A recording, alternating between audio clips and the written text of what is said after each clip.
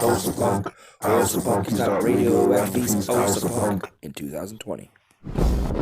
More Sword King testing. Listen, folks. One distilled water bottle. Now this water bottle here, you see that?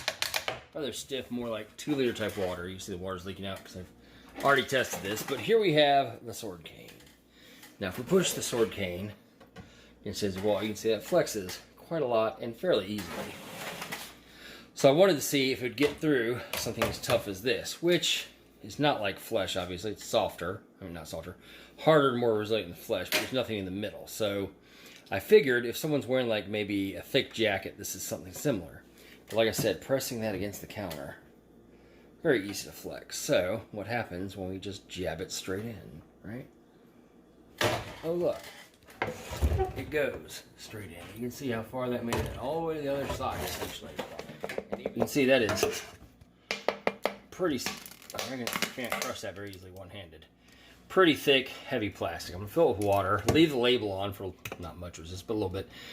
And just see if we can stab through that. But I am going to put it in here. It's still got room to move, but it'll kind of lock once it's here. Give it a little bit of resistance so it doesn't just push it around. Because clearly, if I put this on a flat surface and tap it even lightly, yeah.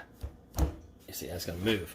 So I think that's too little resistance. That may be too much to be realistic, but it does flop around a bit. So hold my phone in one hand and stab with the other, which is a little tricky. But oh, look at that. Straight on through. Okay, well, it appears that even with the flexible blade, it does have some decent penetration. Let's just go ahead and try it then with it upright and see if we can do that. Once again, we'll use the pool cue method here. In position, you see that it's not in the drain, it's on it, so it has plenty of room to slide. Let's see if it still goes through with a nice stabby.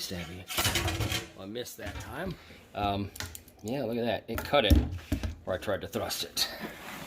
That was unexpected. It went like this, hit, and kind of slid, but as it slid, it cut. I would not have expected that. So we can get the tip.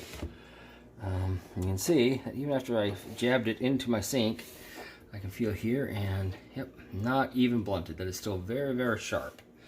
So even though the backing was stainless steel sink and I jammed it into it pretty hard, as you could hear, it is still, it's still very, very sharp and pointy. It may have blunted slightly. It doesn't look like it has too much, but maybe just a slight bit of bend, that tip. But as I feel it, it still feels pretty much like a needle. It's slightly blunter than it was, maybe. Not significantly, though. Oh, look, a lovely mannequin. Mannequin. A friend left this on my porch some time ago with no instructions on what to do with the headless female mannequin. But we're going to assume she is robbing me.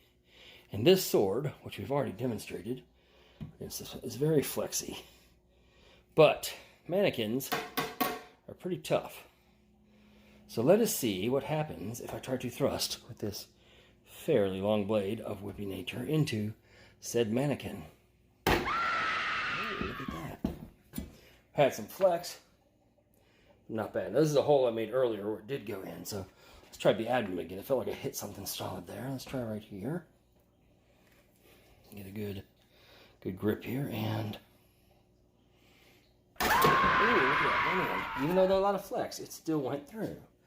Try one more at a sitting angle like I was in the first place and see what happens there. Ow, quit it, you asshole. With the flex. So, my point is here that I think this is significant penetration, even with the flex in the blade, because that is a fairly resistive target, as you saw the blade flex, but it still made it through, and mannequins are made of like fiberglass material. Historically, sword sticks were usually shorter blades, like 17, 18 inches. But one this long, while they did exist historically, were rarer. And I wanted to see if it would work, because even though they are rarer, they do exist, and they are flexible. Highly flexible, from what I understand, most of the historic examples with longer blades, which seems counterintuitive for a blade that is designed primarily to thrust. Most of them aren't sharp. Mine is now. But there you go. I mean, proof's in the pudding. Just a little experiment. Hilson, and good day, folks.